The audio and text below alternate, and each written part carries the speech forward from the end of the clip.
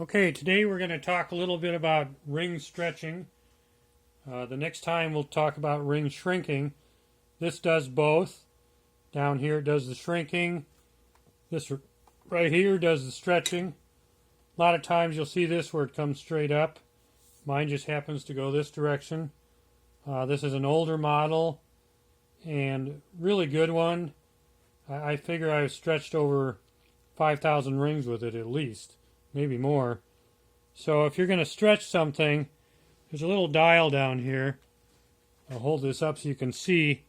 And so that little dial, you want to make sure that it's rotated all the way up, because when you pull on this, that little pad goes down, and it's what will shrink a ring. So you don't want it running into that hard on your machine. So first thing. Second thing you do is someone comes in, you look at the ring they're bringing in.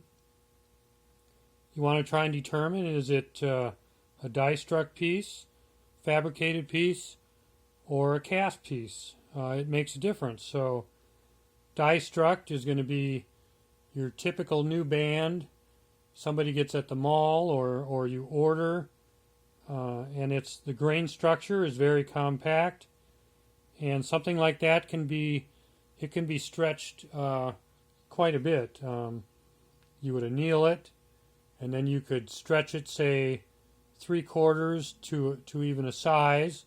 Then you could anneal it again, and you can. I've actually stretched a band that was thin like this 6 sizes. It's what the manager of the store wanted me to do. So anyways, I don't recommend that, but it gives you an idea that on a die struck ring you can stretch it quite a ways. If it's, say, a cast ring, somebody brings you a cast ring, well, number one, you don't know who cast it. You don't know if they used fresh metal or if they used older metal. It could have had a lot of solder in it. I mean, you just don't know.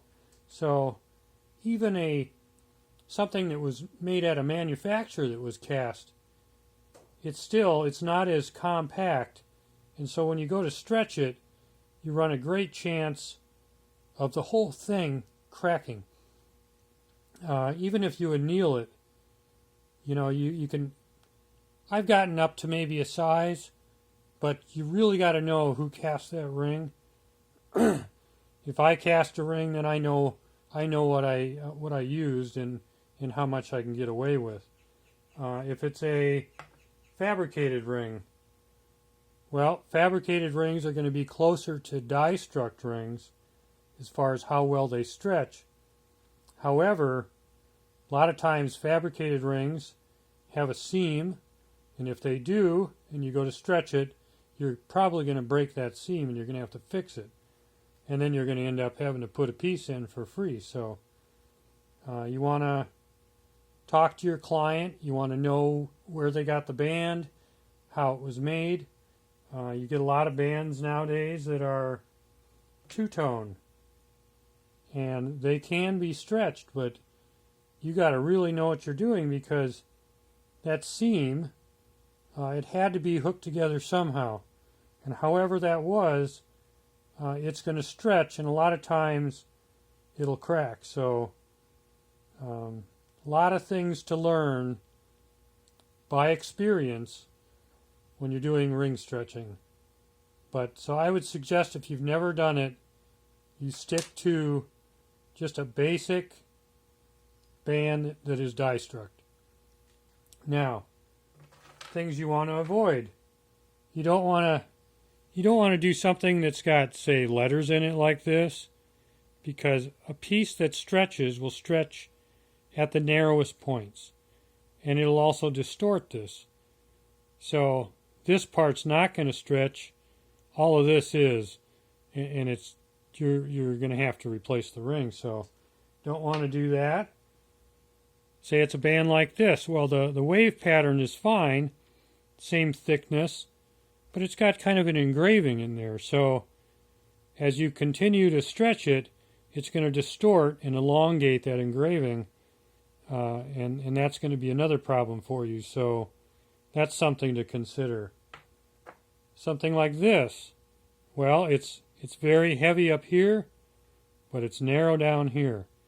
So it's going to do its stretching down here, and most likely it's going to crack. So you want to stay away from things like that. If it's a band like this that has a pattern, that's fine. Patterns are fine. Cast ring, again, you want to be careful with them because it could crack. But patterns are okay. Just keep an eye on them to make sure they're not distorting.